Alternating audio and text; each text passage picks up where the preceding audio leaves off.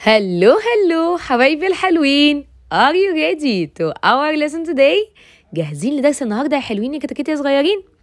النهارده ان شاء الله هنتكلم مع بعض في يونت 4 كونسبت 1 وهنكمل مع بعض lesson 2 كان بعنوان breaking down and moving rocks.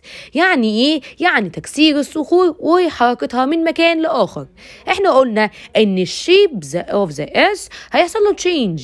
يعني ايه؟ يعني يحصل تغيير لشكل الارض عن طريق 3 processes، 3 عمليات. اول واحدة كانت الويزرنج، تاني واحدة هي الإيروجن، والتالتة هي الديكومبوزيشن. طيب قلنا إن الويزرنج المرة اللي فاتت ليها تايبس، ليها أنواع. كانوا 2 تايبس، كان عندي الميكانيكال وعندي الكيميكال. وقلنا الميكانيكال اللي هو التغيير في الشيب، في الشكل، عن طريق تأثير الفيزيكال افكتس اللي كانت الويند والووتر والتمبريتشر والبلانت روتس. وكده نكون خلصنا الجزء اللي هو ايه بتاع الفيديو اللي فات.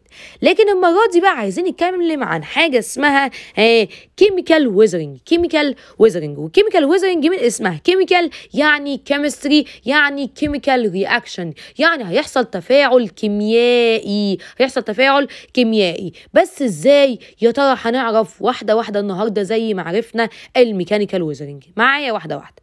بيقول لك يا سيدي عندي هنا it is the change of the structure of rocks due to chemical reaction. يعني من بداية كده بيقول لك ان الكيميكال تشينج ده معناه هو تغيير في الاستراكشر، في التركيب. لكن هناك قلنا تغيير هيكون في الشيب، في الشكل، صح ولا لا؟ هنا يبقى it is the change of the structure of rocks due to chemical reaction، بسبب التفاعلات الكيميائية. مش هو اسمه chemical change، يبقى بسبب ايه؟ الكيميكال reactions اللي هي التفاعلات الكيميائية.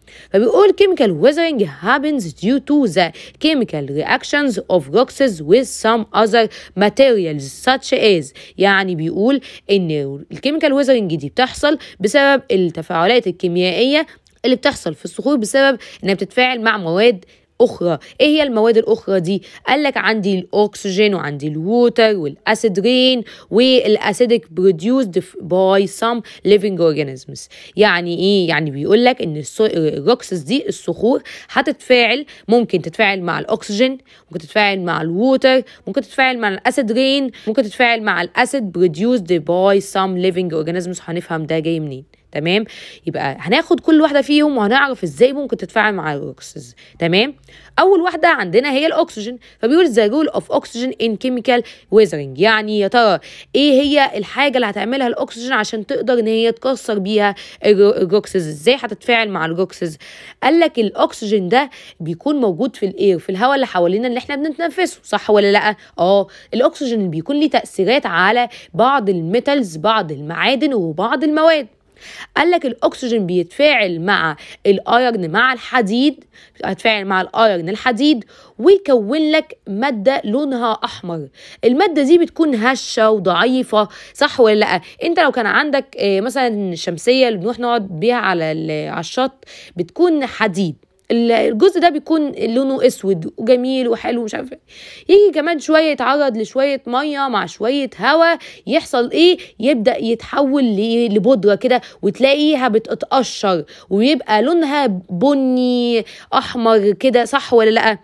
هو نفس الكلام. قال لك الاكسجين مش هيعتق نفسه، وهيلاقي شويه مينرالز زي اللي هي الايرن، الحديد، بتكون موجوده في الصخور. هيبدا يعمل ايه؟ هيبدا يتفاعل معاها، هيبدأ الايرن يتفاعل مع الاكسجين ويكون له ماده جديده اللي هي نقول لونها ايه؟ لونها ريد، دي لونها احمر، وهتكون اسمها الراست، يعني هي ماده الصدى اللي بيكون لونها احمر. دي طبعا بتكون هشه وضعيفه، فبدل ما كانت قويه وصلبه، لا هتكون هشه وضعيفه، فهيكون بالسهل ان الروكس دي ايه؟ تتكسر.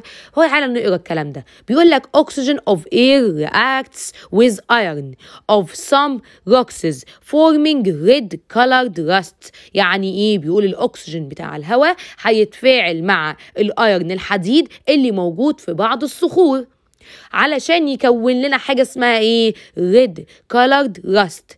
red colored rust. تمام. يعني ايه red colored rust؟ يعني الصدى بيكون لونه احمر. red colored rust.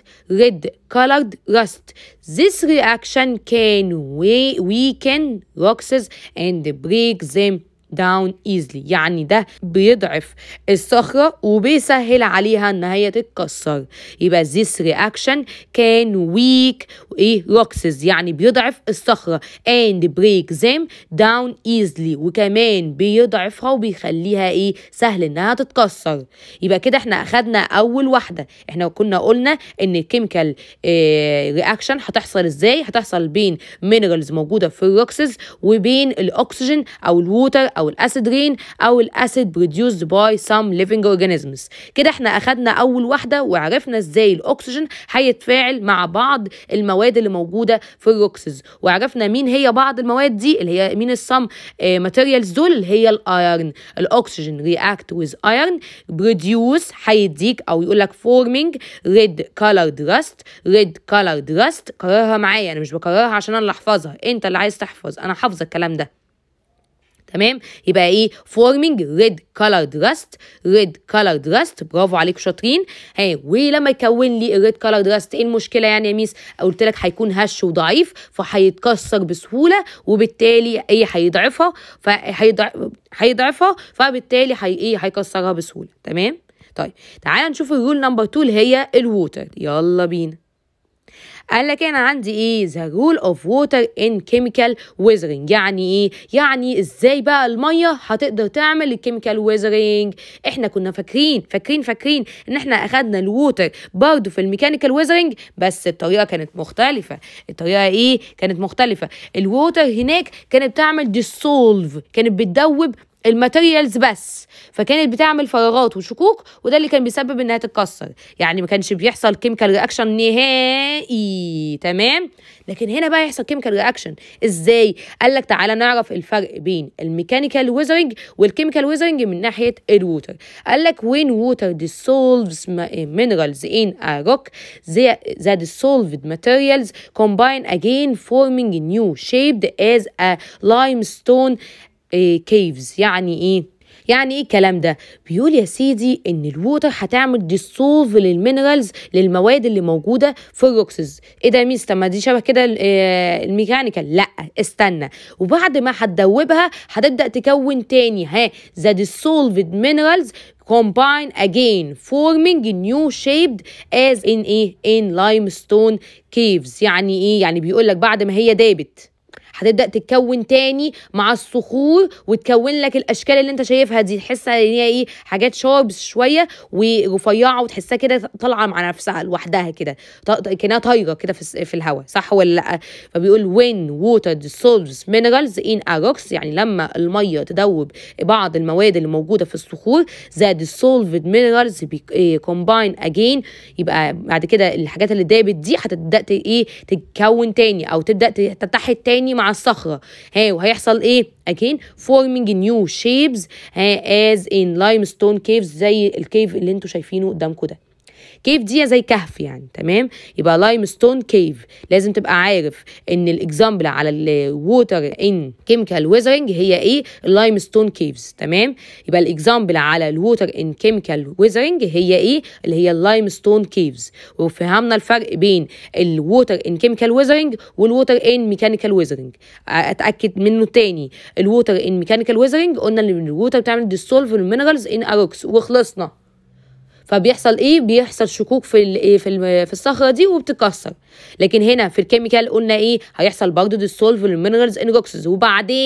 وبعدين في كماله بيقول the dissolved minerals combine again forming new shapes. يعني بعد كده المواد اللي دابت دي هتبدا تتحد تاني مع الصخره وتكون لي تكون لي شكل جديد اللي انت شايفه قدامك ده. تمام. يبقى هتتحد المعادن اللي اتدابت دي مره تانية باشكال جديده في الصخور، وهتكون لك الاشكال اللي هي الابريه دي اللي هي الشاربس الحاده دي.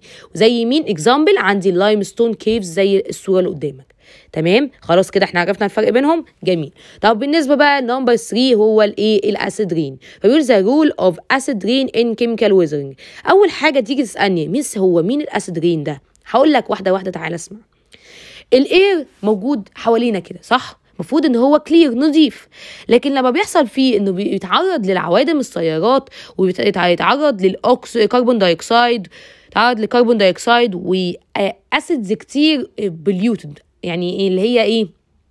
الملوثات اللي بيتعرض لها الهواء، بيخلي الهواء ده يكون يعني بليوتد ملوث. طيب يجي يحصل هطول الامطار، الامطار تتساقط فتتعامل مع مين؟ مع الهواء الملوث ده، فتكون لك حاجه اسمها اسيد رين. بكل بساطه انتوا الكلام ده اخدتوه في جونيور 4. هو عباره عن ايه؟ عباره عن الهواء بيكون بليوتد ملوث باسيدز كتير، فبتيجي الامطار تتساقط فتتلامس مع الاسيدز دي وتكون لك حاجه اسمها اسيد رين اللي هي الامطار الحمضيه. يبقى when the acid rain fall on rocks it can dissolve minerals. اوبا، الاسيد رينز لما هتسقط على الروكسز الصخور هتقدر ان هي تدوب مينرالز، مواد معينه found in these rocks، موجوده في الروكسز دي causing the breakdown of rocks.